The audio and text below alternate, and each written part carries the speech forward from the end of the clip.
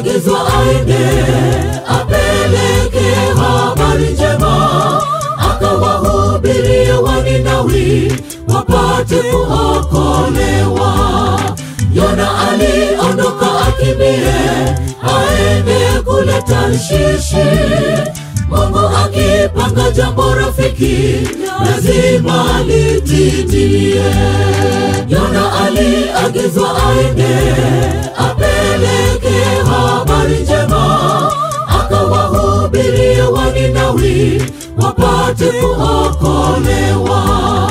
Yona aliondoka akimbie aende kule Tarshishi. Mungu akipanga jambo rafiki, lazima litimie. Tusijifanye wajanja, kwa Yesu hatutafika. Ujanja wetu ni sawa na mtu ajilishaye upepo. Tunawaalika nyote, twende tupeleke Injili vijijini hata mijini, tukaeneze habari za Yesu. Tusijifanye wajanja, kwa Yesu hatutafika. Ujanja wetu ni sawa na mtu ajilishaye upepo.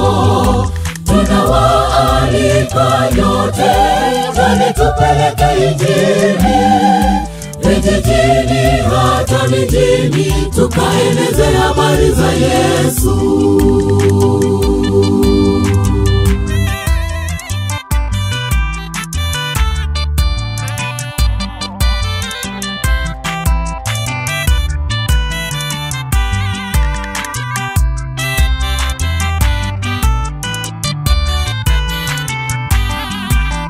Usikiapo habari za Mungu, usishupaze shingo lako.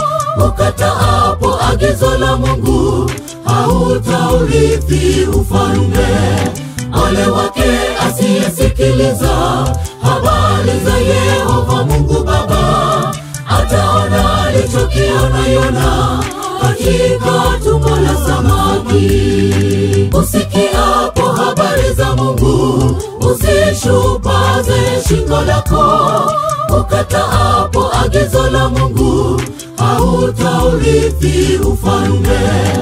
Ole wake asiyesikiliza habari za Yehova Mungu Baba, ataona alichokiona Yona katika tumbo la samaki. Tusijifanye wajanja, kwa Yesu hatutafika. Ujanja wetu ni sawa na mtu ajilishaye upepo. Tunawaalika nyote, twende tupeleke Injili vijijini hata mijini, tukaeneze habari za Yesu. Tusijifanye wajanja, kwa Yesu hatutafika.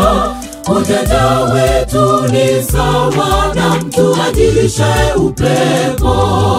Tunawaalika nyote, twende tupeleke Injili vijijini hata mijini, tukaeneze habari za Yesu.